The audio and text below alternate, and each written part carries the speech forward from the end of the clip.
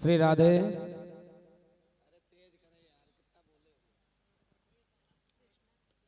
श्री राधे। आप सब लोग बैठ जाइए। बहुत ही सुंदर व्यास जी कथा कह रहे हैं।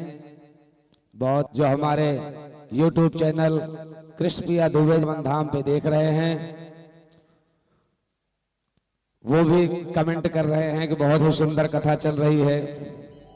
और कहते हैं कि कथा में कभी कथा से हट के बोलना भी नहीं चाहिए, क्योंकि कथा है, एक तो गंगा जी हैं जो जल के रूप में हैं और एक गंगा है जो कथा के रूप में है। आप सभी कथा को श्रवण करें और अपने जीवन को धन्य बनाएं। कल एकादशी का व्रत कौन कौन रख रहा है? ठीक है। अच्छा, इसमें नॉन वेज खाने वाले कितने हैं जो कल एकादशी का व्रत करेंगे? एकादशी का व्रत नॉन वेज खाने वाले को नहीं करना चाहिए, क्योंकि एकादशी का मतलब है 11। इसी को बोलते हैं 11। 5 ज्ञानेंद्रियां, 5 कर्मेंद्रियां और 1 मन, जो इनके ऊपर अपना अधिकार रखता है, अपने वश में रखता है, वही एकादशी का व्रत करता है। और जो अपने ज्ञानेंद्रियों को, कर्मेंद्रियों को वश में नहीं कर सकता है, वो कैसे एकादशी करेगा? एकादशी वैष्णव व्रत है, भगवान विष्णु का व्रत है, जहां पे लहसुन प्याज भी नहीं चलता है। अब बताइए, हमेशा खाते रहेंगे चिकन मटन और एकादशी के दिन बोलेंगे बड़ी वाली एकादशी रख लेते हैं, हमको पूरा 1 साल का फल मिल जाता है? ऐसा नहीं है। जो एकादशी का व्रत करने के लिए कहते हैं कि हर चीज के लिए क्वालिफिकेशन होती है। पहले अपने मन को और ज्ञानेंद्रियों को, कर्मेंद्रियों को वश में करिए। अपनी जिह्वा पे बस ही नहीं है और एकादशी का व्रत करेंगे। एकादशी व्रत से सारे पाप धुल जाते हैं और एकादशी से हमको भगवान नारायण के वैकुंठ लोक की प्राप्ति होती है।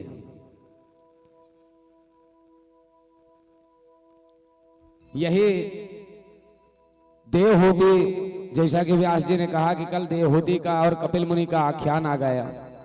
वहां पे देवहूति के पुत्र हैं कपिल मुनि। तो कुछ लोग ऐसा सोचते हैं कि नहीं, हमको बड़े से ही ज्ञान लेना चाहिए, बेटे से नहीं लेना चाहिए।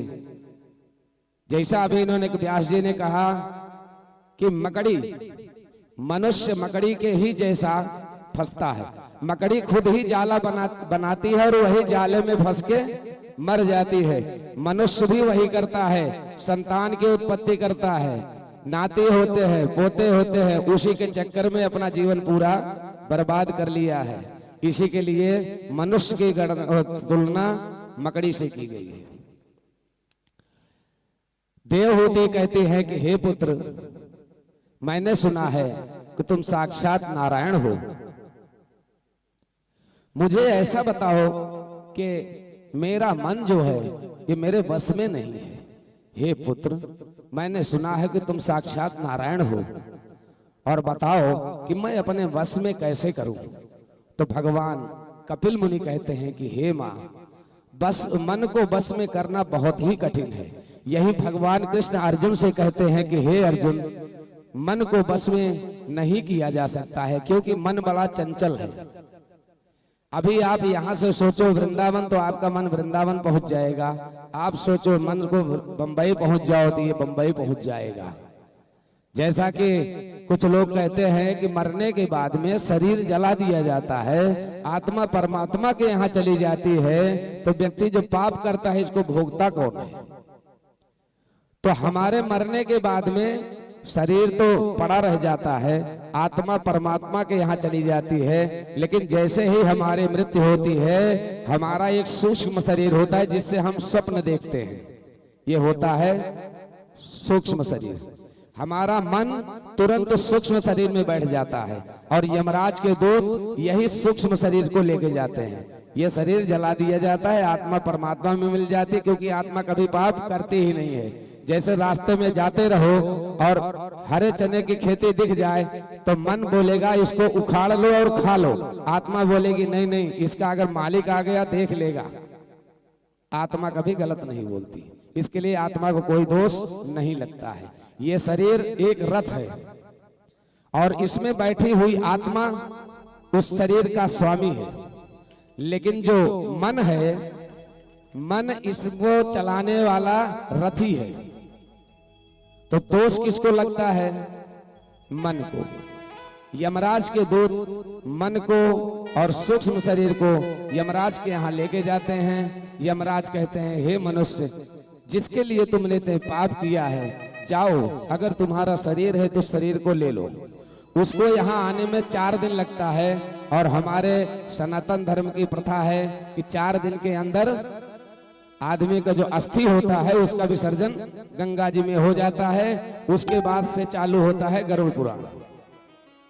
यहाँ शरीर मिलता नहीं है, आत्मा तड़पती है और उस मन तड़पता है, उसको चाहिए कुछ साधन, शरीर रहता नहीं है। वही है पंडित जी पिंडदान पे उसको प्रतिदिन 10 दिन 10 गात्र में पिंडदान करवाते हैं, जो कि वो जल को पीता है और पुनः अगला शरीर प्राप्त करता है। लेकिन भोगना पड़ता है। भोगता कौन है? यही मन भोगता है। यहाँ से 13 दिन बाद जब यात्रा यमराज के यहाँ करता है, उसको यमराज के यहाँ पहुँचने में 365 दिन लगता है, जिसमें 16 दिन उसको रोका जाता है, जो 1 साल की 16 श्राद्ध होती है। पहला पाक्षिक, फिर मासिक, त्रैपाक्षिक, द्वैमासिक, इसी तरीका से साल भर का पिंडदान होता है। कहते हैं कि पिता के मरने के बाद पुत्र को शोक नहीं करना चाहिए, उसकी सदगति का उपाय करना चाहिए। तो कहते हैं कि 1 साल के बाद में बरखी होना चाहिए। वही बरखी के अंदर में उसको 16 पिंडदान दिया जाता है और यमराज के यहाँ ले जाने में उसको 16 बार रोका जाता है। यहाँ जब उसका पिंडदान होता है तो वही पिंडदान उसको रास्ते में खाने को मिलता है। और कुछ लोग ऐसा करते हैं कि पिता या माँ के मरने के बाद तुरंत बरखी कर देते हैं। बिहार में 5 बरखी होती है। अरे जब माँ बेटे को 9 महीने रख सकती है तो क्या पुत्र 1 साल में उसके लिए 16 श्राद्ध नहीं कर सकता है? लेकिन आजकल तो सब शॉर्टकट कर दिए हैं, ऐसा नहीं करना चाहिए। हमारी माँ के मरने के बाद सबने कहा कि तेरही और बरखी साथ कर दो। हमने बोला नहीं नहीं, ये तो गलत बात है। हमने 1 साल तक पूरा नियम किया था, 16 श्राद्ध है। हमने गया जी भी कर लिया है, गया जगन्नाथ चारों धाम सब हो गया है। पिंडदान भी गया में पिताजी माता जी का हो गया है। लेकिन कहते हैं गया के आने के बाद पिंडदान बंद करना चाहिए।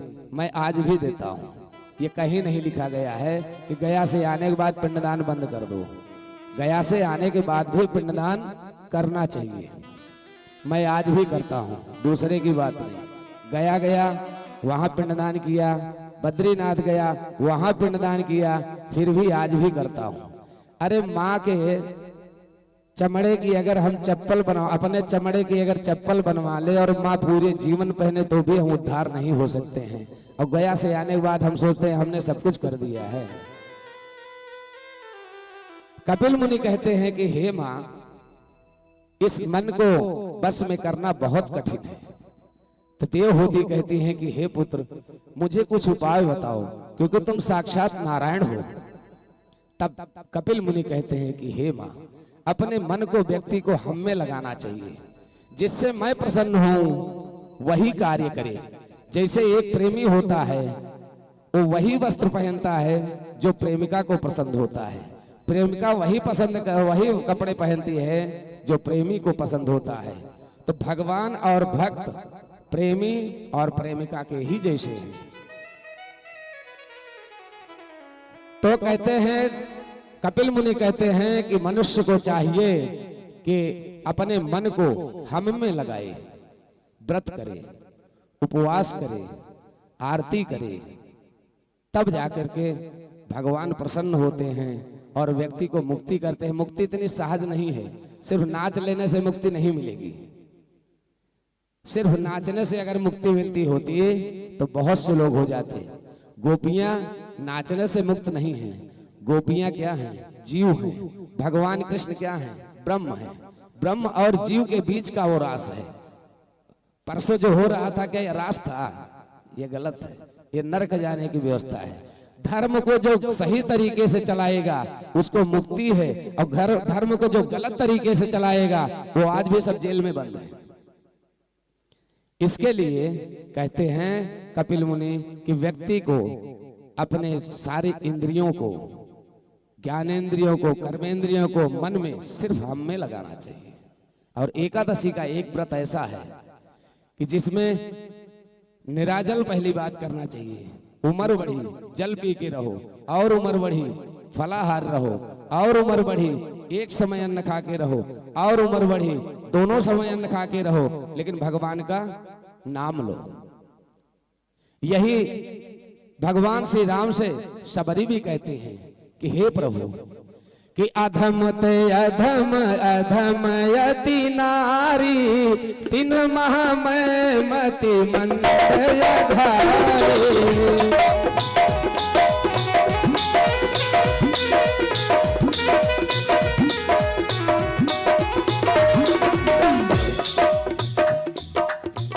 हे भगवान, जो अधम से भी अधम है, स्त्रियां उनमें भी अधम है। ये कह रहे हैं शबरी जी कि जो अधम से भी अधम है, स्त्रियां उनमें, तीन महामय, सारी इंद्रियों को, ज्ञानेंद्रियों को, कर्मेंद्रियों को मन में सिर्फ हम में लगाना चाहिए। और एकादशी का एक व्रत ऐसा है कि जिसमें निराजल पहली बात करना चाहिए। उम्र बढ़ी जल पी के रहो, और उम्र बढ़ी फलाहार रहो, और उम्र बढ़ी एक समय अन्न खा के रहो, और उम्र बढ़ी दोनों समय अन्न खा के रहो, लेकिन भगवान का नाम लो। यही भगवान श्री राम से शबरी भी कहते हैं कि हे प्रभु कि अधम ते अधम अधम यति नारी, तीन महामय मति मंद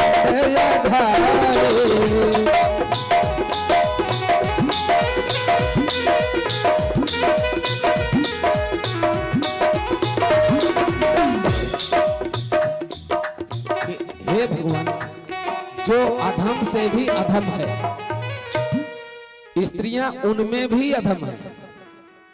ये कह रहे हैं शबरी जी कि जो अधम से भी अधम है, स्त्रियां उनमें भी अधम है। अब बताओ कि मैं कैसे मुक्त होंगी?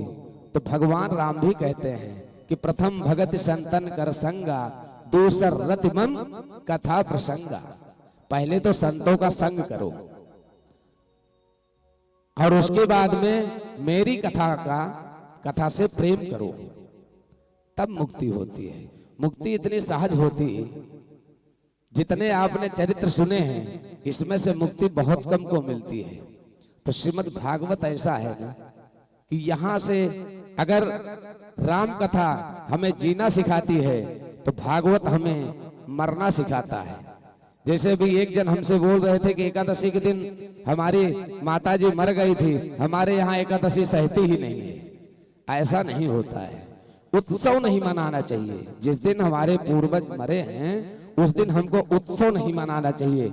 जैसे दिवाली, होली, ये सब नहीं मनाना चाहिए अगर इस दिन हमारे पूर्वज गए हैं, अन्यथा दिन का कभी भी हड़ाही फड़ाही नहीं होती है। और भगवान में जो गुरु जी ने आपके मंत्र दिया है उस गुरु मंत्र का जाप करिए। जितना गुरु जी ने मंत्र दिया है उस मंत्र को सिर्फ जपना नहीं चाहिए, उसका ध्यान करना चाहिए। गुरु जी के मंत्र का ध्यान करिए। गुरु जी ने जो भगवान नारायण का मंत्र दिया है उस मंत्र का जाप करिए। यही कपिल मुनि भी कह रहे हैं, यही राम जी भी कह रहे हैं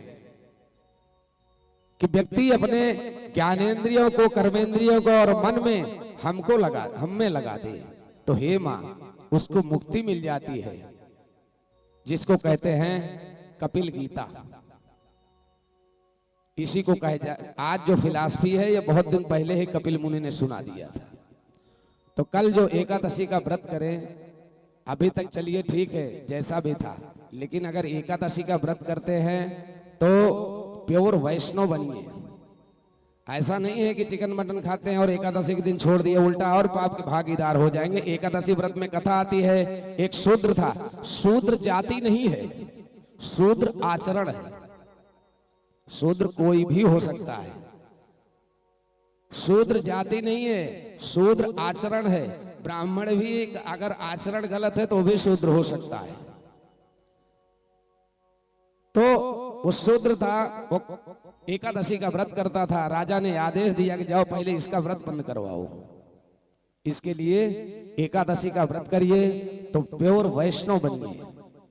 लहसुन प्याज नहीं खाना चाहिए, भगवान विष्णु के पूजन में नहीं चलता है। लेकिन अगर थायराइड या और कुछ है, डॉक्टर ने कहा है, फिर आप खा सकते हैं, लेकिन कम से कम वेजिटेरियन रहिए। कितने लोग बोलते हैं हम सावन में 1 महीना नहीं खाते हैं या इस एकादशी को नहीं खाते और खाते हैं। ऐसा नहीं है। गुरु क्या करते हैं? गुरु मार्गदर्शन ही तो करते हैं। ध्रुव ने कितनी उम्र में गुरु किया था? प्रहलाद ने कितनी उम्र में गुरु किया था?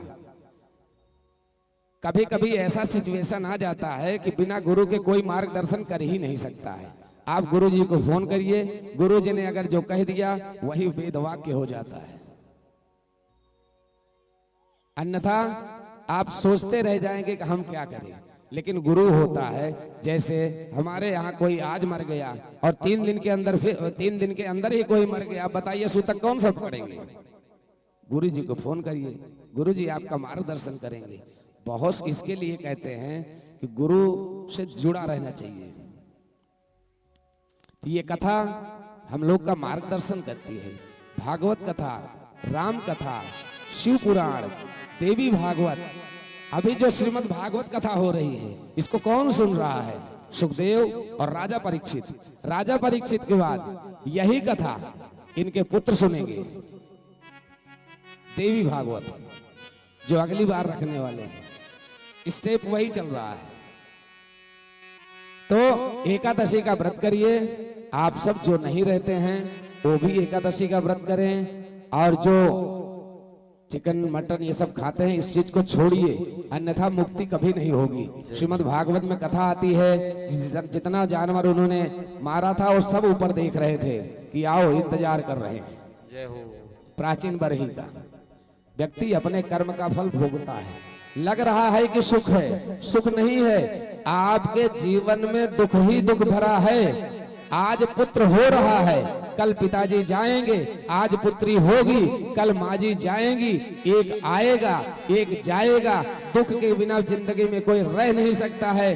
भगवान कृष्ण भी आए हैं तो रोके गए हैं, भगवान राम भी आए हैं तो रोके गए हैं। और आज गुरु जी मिलते हैं तो सबसे पहले बात बोलते हैं कि हमको पैसा पाने का कोई मंत्र बता दो। पार्वती जी शंकर जी से पूछती हैं, कितना बढ़िया प्रश्न करती हैं। देवहूति कपिल मुनि का आख्यान है, कितना सुंदर है। तो आप सभी लोग एकादशी का व्रत करिए, लेकिन नियम से करिए। जिसको जो चाहिए, एकादशी ऐसा है कि इसमें 24 एकादशी अलग अलग है, लेकिन 2 पुत्रदा एकादशी अलग है। जो हमारी जरूरत है भगवान ने 2 कर दिया, जो कि एक सावन में पड़ती है और 6 महीने बाद दूसरी पड़ती है। आप अगर एकादशी का व्रत कर रहे हैं तो पितृपक्ष में भी एकादशी पड़ती है, जिससे हमारे पितरों की मुक्ति होती है। चैत्र मास में भी एकादशी पड़ती है, दोनों पक्षों में एकादशी है। फिर भी कुछ लोग एक एकादशी करते हैं, दूसरी नहीं करते हैं। एकादशी करिए, दोनों करिए। इसका नाम है व्रत। व्रत का मतलब होता है संकल्प, संकल्प का मतलब होता है अगर आपने एक भी एकादशी तोड़ दिया तो आपका व्रत टूट गया। कभी कभी ऐसा होता है हमारे घर में किसी की मृत्यु हो गई तो एकादशी छोड़ देते हैं, या नहीं छोड़ी जाती है। आप पूजन मत करिए, लेकिन व्रत करिए। तो आप सभी लोग ज्यादा से ज्यादा एकादशी का व्रत करिए और अपने जीवन को सफल बनाएं। आपका किया हुआ पाप ना पति देवता भोगेंगे, ना बेटा भोगेगा, ना बेटी भोगेगी, आपको खुद ही भोगना है। पत्नी अगर 1 साल पहले चली गई, पति पूरा जिंदगी का नरक भोग लेगा। पति अगर चला गया तो पत्नी 1 साल में पूरा नरक भोग लेगी, और जो 10-15 साल जी गया हो तो समझो कि भगवान ही भरोसे है। स्त्री पुरुष साइकिल के 2 चक्के हैं, एक अगर खराब हो गया तो दूसरा सर पे लेके चलना पड़ेगा, अन्यथा साइकिल नहीं चलेगी। ये मत सोचिए कि आज सुख में है तो सुख हमेशा रहेगा। सुख क्षणिक है, जीवन में 2 ही चीज है, आज सुख में है कल दुख में रहेंगे, कल आज अगर दुख में है कल सुख में रहेंगे। 3 पीढ़ी गरीबी और 3 पीढ़ी अमीरी, इससे ज्यादा नहीं रही। आज जैसा हमारे सामने और शुक्ला जी हैं, शुक्ला जी ना बैठे, शुक्ला जी, इनकी तारीफ अंशु जी के घर वाले बहुत कर रहे थे। आपकी तारीफ अगर पीठ पीछे हो, समझिए आप सही व्यक्ति हैं। यही एक ऋषि से पूछा गया कि हे ऋषिवर, ये बताइए कि स्वर्ग कौन गया नरक कौन गया, कैसे मालूम पड़ेगा? तो बोले जाओ ढूंढो। अब वो सबसे पूछ रहे हैं कि ये बताइए स्वर्ग गया नरक गया कैसे जाने? कोई नहीं बता पाया। गए वैश्या के पास, वैश्या ने कहा हम बताएंगे। तो उसने अपनी एक छोटी लड़की से कहा, वो बगल में शमशान था तो उसी समय लाश जा रही थी, तो वैश्या ने कहा हे बेटी जाके देख वो स्वर्ग गया कि नरक गया। बेटी आई, बोली वो तो नरक गया। अब पंडित जी सोचे कि बताओ इसको कैसे मालूम।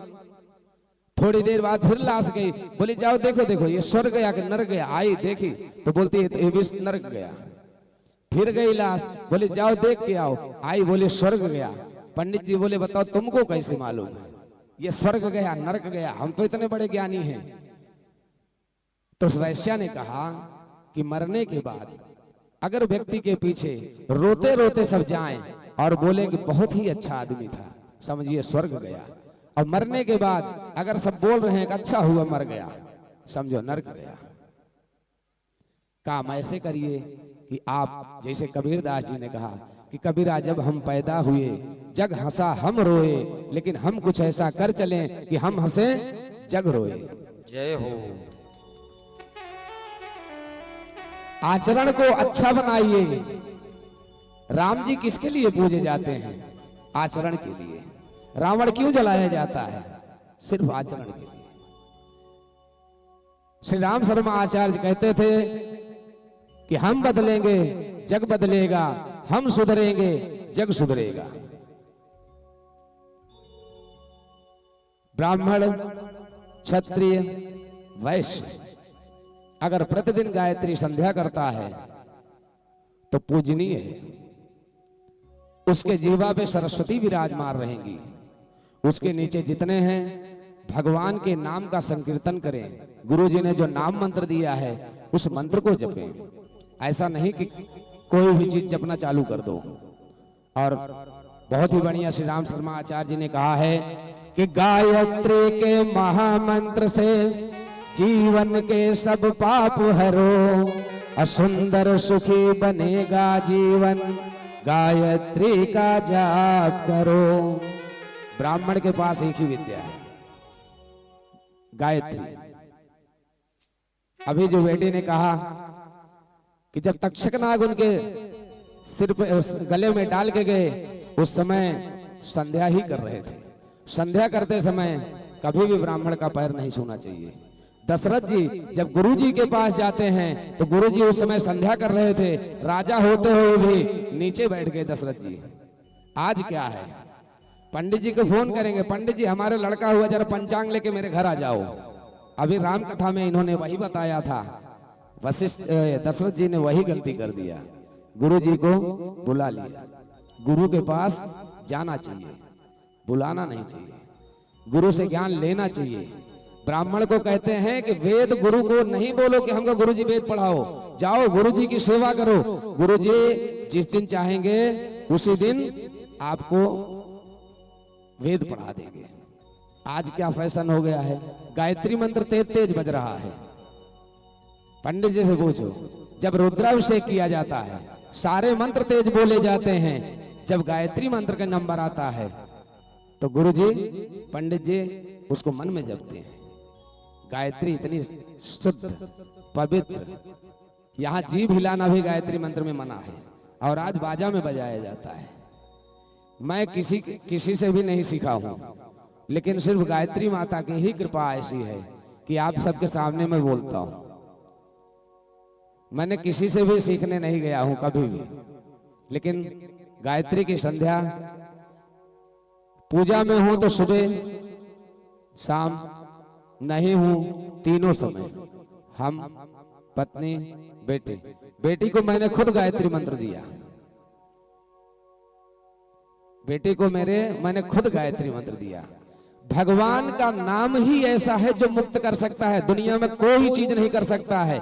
जितना मंत्र आपके गुरुजी ने आपको दिया है, यहां बैठा हर आदमी जान लो, जितना मंत्र आपके गुरुजी ने आपको दिया है उतना लाख मंत्र का जप करना चाहिए तो मंत्र सिद्ध होता है।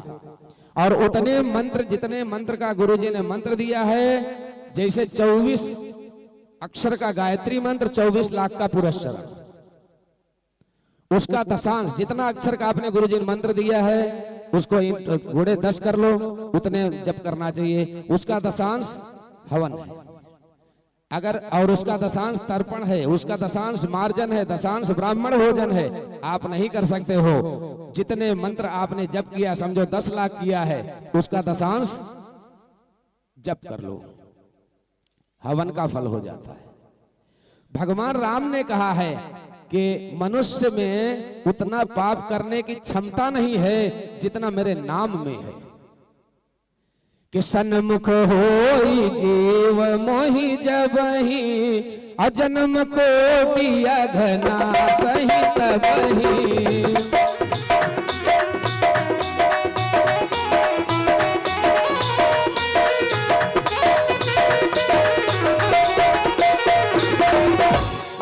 व्यक्ति के उतना पाप कर नहीं सकता है जितना भगवान के नाम में क्षमता है। गुरुजी इसके लिए क्या देते हैं? हम ब्राह्मण हैं, गायत्री मंत्र हमारे पास है, लेकिन हमारा गुरु मंत्र जो है राम नाम का है। हमारे शिष्य जो हैं इनको हमने राम नाम का मंत्र दिया, बेटी हमारे नारायण का मंत्र देती है। लेकिन हम राम में और गायत्री मंत्र में अंतर नहीं मानते, दोनों को एक ही करते हैं। क्योंकि जब हम संध्या करते हैं तो पढ़ा जाता है अनेन संदोपासनाख्येन कर्मणा सर्वांतर्यामी भगवान नारायण प्रियताम नमः, यानी संध्या भी भगवान नारायण को अर्पित कर दी गई। और नाम मंत्र भी हमारा राम का है, राम ही नारायण है, और राम नाम में ओम लगता नहीं है क्योंकि राम प्रणव है। तो जो आप मंत्र, आपको जो मंत्र दिया जाता है उसकी कदर समझते ही नहीं है। गुरुजी ने हमको क्या दिया है? शिवरी के गुरुजी ने जब शिवरी को कह दिया कि हे शिवरी, आज के बाद यहाँ कोई पुरुष नहीं आएगा, यहाँ अगर कोई पुरुष आएगा तो परम पुरुष परमात्मा भगवान श्री राम होंगे। शिवरी उसी दिन से प्रतिदिन बहारना शुरू करती थी, प्रतिदिन फूल सजाती थी कि भगवान राम हमारे आएंगे। कहते हैं कि शिवरी ने अपने जूठे फल भगवान को खिलाया, ऐसा नहीं है। अरे शिवरी जो राम जी को बता रही है कि यहां से जाओ और पंपा सरोवर में तुमको सुग्रीव मिलेंगे, जो ब्रह्म को मार्गदर्शन कर रही है, क्या वो झूठे बेर खिलाएगी? नहीं, राम जी को यानी ब्रह्म को भी। अब देखिए ऐसा कि शिवरी को उपदेश नवदा भक्ति का राम जी देते हैं, और राम जी को आगे कैसे जाओ? कहते हैं हे माँ अब बताओ कि मैं कहाँ जाऊं? पंपा सरहे जाओ रघुराई, जहि होए सुग्रीव बताई।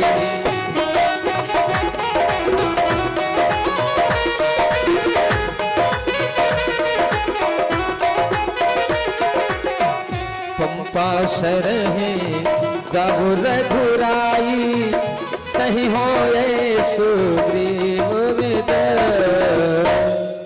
अब बताइए क्या वो भगवान को झूठे भेज देगी? नहीं, वो पहले खाती थी पेड़ को, पेड़ के एक बेर को तोड़ के देख लेती थी क्या इस बेर के पेड़ के फल मीठे हैं, तब वो भगवान के लिए रखती थी। जो ब्रह्म का मार्गदर्शन करे तो क्या ऐसा हो सकता है? हमारे राम कथा, भागवत कथा समझने के लिए बहुत दिमाग चाहिए, सिर्फ नाच लेना ऐसा नहीं है। आप उसको आचरण में उतारिए। भगवान के भजन में अभी नाचने वाले कितने लोग थे? एक उठी, अंशु जी की बेटी, 2 गई, 3 गई, 4 गई, 4 लोग इतने में नाचे। भगवान के सामने 4 नाचे। नाचने का मतलब क्या होता है आप समझिए। हाथ ऊपर उठा के क्यों करते हैं? जब हम किसी दूसरे देश में जाते हैं तो वहां की पुलिस पहले, फोर्स पहले बोलती है हाथ ऊपर करो, यानी सरेंडर। अगर आप भगवान के सामने सरेंडर हो जाते हो, मुक्ति है। ऐसे गाने पर नाच लेने से मुक्ति नहीं है। कितने लोग नाचे? 4। कितना सुंदर नाचे। हाँ, और उस दिन सब नचाते रह गए, नहीं नाचे। ये है भगवान में भक्ति। तो आप सभी लोग भगवान को पहले समझिए। आप सोचते होंगे हमारा परिवार है, हमारा घर है, कोई नहीं होता है। जिस दिन मरेंगे पूरा सोने का नेकलेस जो होएगा निकाल लिया जाएगा। 13 दिन तेरही नहीं होएगी, प्रॉपर्टी बढ़ जाएगी। 1 साल की सुरही को 16 श्राद्ध करने के लिए कोई पुत्र जल्दी तैयार नहीं होगा। हजारों में कोई एक खड़ा होता है। लेकिन भगवान विष्णु कहते हैं गरुड़ पुराण में, हे गरुड़, व्यक्ति मरने के बाद लुटे हुए यात्री के जैसा हो जाता है, जहां कि उसके लिए कोई कुछ नहीं करता है। तब वो तड़पता है, चिल्लाता है, कहता है हे भगवान बचाओ, मुझे दोबारा जन्म दो, मैं जाऊंगा, आपको याद करूंगा, कभी पाप नहीं करूंगा। लेकिन जैसे ही जन्म लेता है, कहते हैं भगवान की माया फिर उसको पकड़ लेती है। जो अंशु जी कथा करा रहे हैं, इसके उद्देश्य होना चाहिए कि आप इस 7 दिन के बाद ऐसा हो कि आपके आचरण बदल जाएं। जानबूझ के पाप करो, उसका प्रायश्चित नहीं है। कहीं बाहर पाप कर लो, तीर्थ स्थल में जाओ, पाप धुल जाएंगे। लेकिन तीर्थ स्थल में जाके पाप करेंगे, पाप नहीं धुलेगा। यानी अगर आप जानते हुए पाप करोगे तो इसका कोई प्रायश्चित नहीं है, क्योंकि पापों की गणना व्यास जी सारी बता रही हैं। कौन से पाप हैं, कौन से पाप नहीं हैं। इसके लिए भगवान ने पुराणों की रचना की,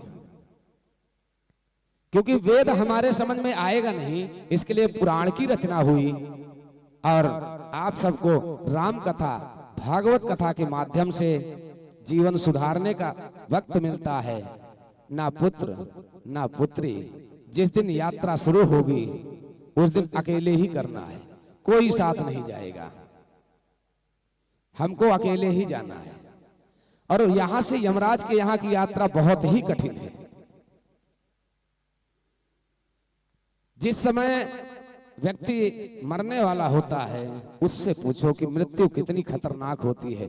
मृत्यु बहुत खतरनाक होती है, जन्म बहुत खतरनाक होता है। जन्म और मृत्यु दोनों बहुत ही खतरनाक है। इससे बचने का एक ही उपाय है कि श्रीमन नारायण नारायण नारायण, श्रीमन नारायण नारायण नारायण, श्रीमन नारायण नारायण नारायण, श्रीमन नारायण नारायण नारायण, श्रीमन नारायण नारायण नारायण, भजमन नारायण नारायण नारायण।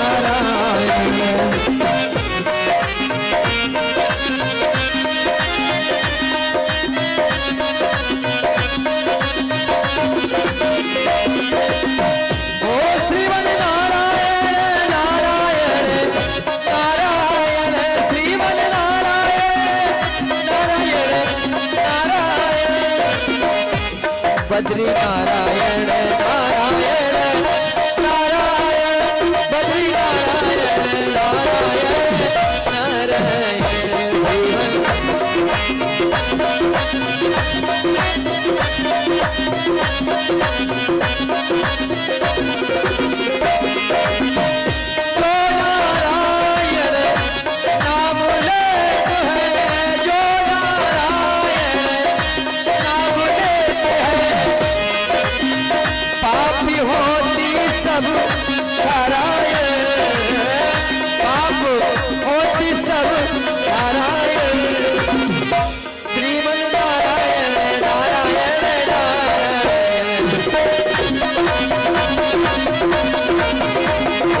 नारायण नारायण नारायण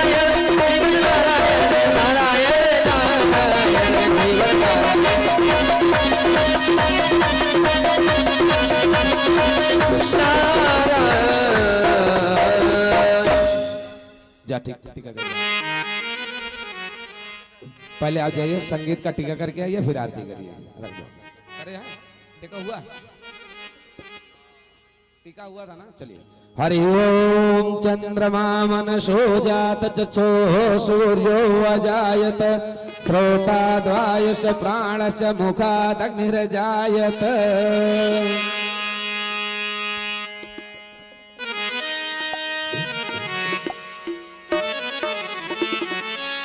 बाके बिहारी तेरी आरती गए